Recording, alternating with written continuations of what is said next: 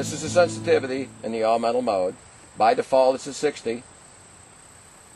Goes down to 1, and it goes all the way up to 99. Now, this thing is extremely sensitive at high sensitivity settings, so you're probably going to want to keep it down around 60, maybe up to 65 or 70.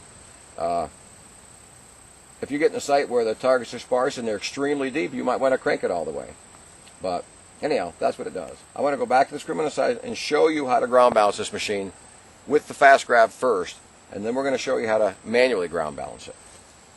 I'm going to take a couple seconds here now and show you how to ground balance the machine using the preferred method. It's what Fisher calls fast grab. And you'll see on the trigger there's a forward position and a back position. Back position is for pinpoint. Forward position is for ground balancing. Extremely easy to do. It only takes a couple seconds. Pull the trigger. Find a relatively clean section of ground when nothing's there. Raise it off the ground. Push your trigger ahead. Now, you'll notice when you first heard that, the response was positive when I put the coil down, but after a couple pumps, the response is the same. And a ground balance at 84. Ground's a little bit hot here. Extremely easy to do. You can do it on the fly. You can do it any place you are. Just take 2 seconds. Find a clean piece of... See how much more sensitive it is now? Because it's ground balanced. Find a clean piece of ground. Hold the trigger forward and bob it. And it ground battled almost exactly the same, didn't it? 84. The ground balance actually, and the FE304 meter, you're going to find that while they're not the same thing, they're two very valuable tools about telling you what kind of ground you're hunting in. The ground balance, contrary to what a lot of people think, doesn't tell you how bad the ground is. It tells you the type of mineralization, but it doesn't tell you the severity of it. You'll notice on the screen of the F75 here, right under dime, we have an F304 meter. Depending on how high your bars go, the higher the bars, the more severe the mineralization is. That'll tell you how much you have. The ground balance will tell you what kind of mineralization it is. Two different things, but related in a sense. Okay, we've gone through most of the basic settings on the machine. Now I want to show you a few of the indicators on the screen. We just talked about the relationship between the phase, which is your ground balance setting, and the F304 meter. And what does what? The phase of the ground balance essentially tells you the type of mineralization. The F304 meter will tell you the amount of mineralization. We also have a couple other interesting features on the machine. Notice when I wave a common copper penny over it, we get our VDI number, which tells you the conductivity target. You also get, right over zinc penny, you get a black bar. But you'll notice right here, we have a confidence meter. And when that machine is pretty darn sure it knows what it is, you'll see that confidence meter peak all the way to the top. You can see that sound? Nice, clean, clear, crisp tone, high confidence meter.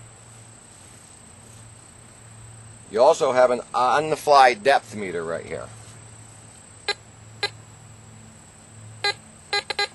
Notice I get closer to the coil, the higher it goes, and the farther I get away, the farther down it goes. When you pull the trigger to pinpoint, it also gives you a depth meter on the main display, but on the fly, you can tell at a glance roughly how deep it is. You'll get the feel for that and the sense for that the more and more and more you use the machine. I rarely check the depth on the target. You can tell just by the audio clues and your depth meter right here how deep your target is. We talked about the fast grab a couple minutes ago.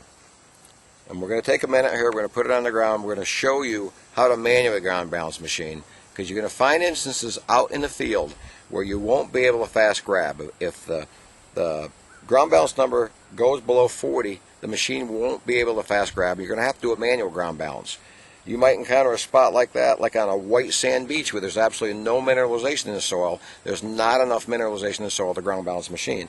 And you'll see at the bottom of the screen a little icon pop up that says, if I hold the trigger here for just a minute, it'll say, can't ground balance. If you aren't able to ground balance a machine and you see that little can't ground balance down there, then you have to do a manual ground balance. We're going to show you how to do that right now. What I'm going to do, pop it over into motion all metal and scroll down through the manual ground balance. Okay, and you're in all metal mode now. And right now you're hearing a positive, let me turn it up a little bit.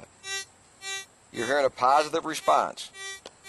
So what I want to do, the best way to remember how to ground down a machine is think of your knob, put it back, think of your knob as a volume control. If you're too positive and you're getting a positive response when you get down, turn it down. Now you notice it's making sound when I come up, like it's pulling the sound out of the ground. That's a negative response. What you're looking for is a spot where the up and down response, right about there, is roughly equal. Makes the same sound coming down or coming back up. Preferably, if your threshold's set right, you won't really hear any response from the ground at all. Again, if I get way too positive,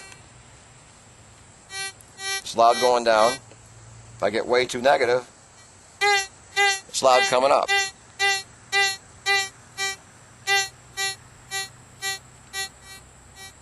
And you're looking for a response that's roughly equal like that. And your ground balance is dead spot on right there. And like I said, you will encounter places out in natural hunting, depending on where you go. We got an awful big country here, where you won't be able to fast grab. And if you manual ground balance, you're guaranteed a spot on, perfect ground balance every time. This concludes the Fisher video manuals.